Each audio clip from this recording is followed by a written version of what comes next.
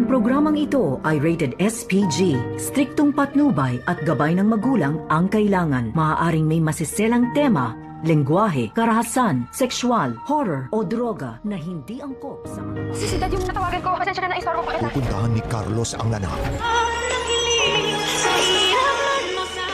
Narito na nga ang ating pakaabangan mamaya-maya sa abot kamay na pangarap. Agad ngang nakalusot itong si Zoe nang tanungin dito ni Lynette na kung ano ang sinasabi nito na kung bakit tinatawag niyang daddy itong si Doc Carlos Benitez. At dito naman na humingi ng pasensya itong si Zoe na nagkamali nga lang daw siya ng pagdial ng kanyang cellphone. Nasa akala nito ay si Daddy RJ ang kanyang tinawagan. Kaya dito naman tila napaisip itong si Lynette dito sa sinabi ni Zoe.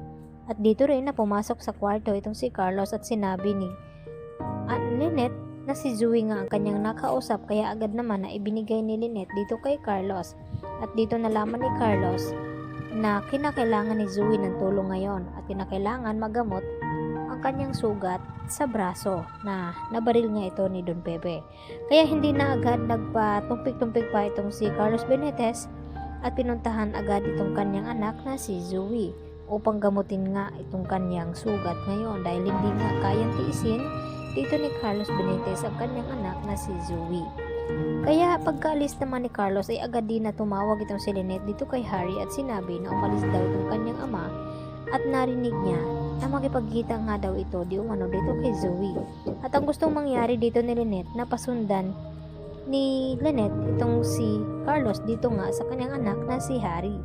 At agad naman na sumang-ayon itong si Harry dahil tila nagdududa din naman itong si Harry sa kinikilos ng kanyang ama. Dahil nagsisinungaling na nga ito nung ito'y nagkukunwari na hindi daw niya ito nakita itong si Lynette at basta-basta na lamang niya ito iniwan sa gitna nga ng mapanganib na sitwasyon. Kaya agad ngang nagulat itong si Harry nang makarating doon sa lugar kung saan ay pinuntahan ni Carlos itong si Zoe at Moira at dito niya napag-alaman at narinig na itong si Zoe ay ang kanyang anak nang sabihin nga ni Carlos na ayaw daw niyang mapahamak itong kanyang anak na si Zoe. Kaya nagulat naman ng husto itong si Harry nang mabanggit ni Carlos na anak itong si Zoe, kaya agad siyang lumapit at hindi na nagkakabiling magtanong dito kay Carlos na tama ba itong kanyang mga narinig na anak niya itong si Zoe. At wala na nga pang magawa itong si Carlos kundi aminin naman dito kay Harry na tama ang kanyang mga narinig at nalaman na magkapatid nga sila dito ni Zoe at mahirap nga ipaliwanag dito kay Harry at hindi nga makapaniwala itong si Harry. Kaya nalaman din niya ito na may kinalaman din pala itong si Carlos sa pagkawala dito ni Don Pepe, na alam nito na si Moira pala ang mastermind ng pagdukot nito.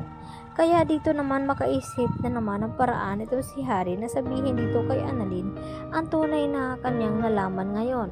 Lalo pa ngayon na pati itong si Don Pepe ay narinig lahat-lahat ang pinag-usapan dito ni Moira at Zoe, kung saan nagtatalo ito at nakatikim nga ng sampal itong si Moira mula dito kay Carlos dahil pinahamak daw niya itong kanyang anak na si Zoe at tinatawag niya pa itong kriminal. At hindi naman napigilan ni Moira itong kanyang sarili kundi tutukan itong si Carlos ng barel dahil sinabi nito na kriminal. At napasigaw itong si Zoe at sinabi kay Moira na wag daw barilin itong kanyang ama na si Carlos. At dito naman na sinabi ni Moira kay Zoe na hindi niya ito ama dahil si Robert lamang ang nag-iisang ama di umano dito ni Zoe. At ang sagot ulit dito ni Zoe sa kanya na si Carlos pa rin ang kanyang tunay na ama dahil sa kanya siya nanggaling.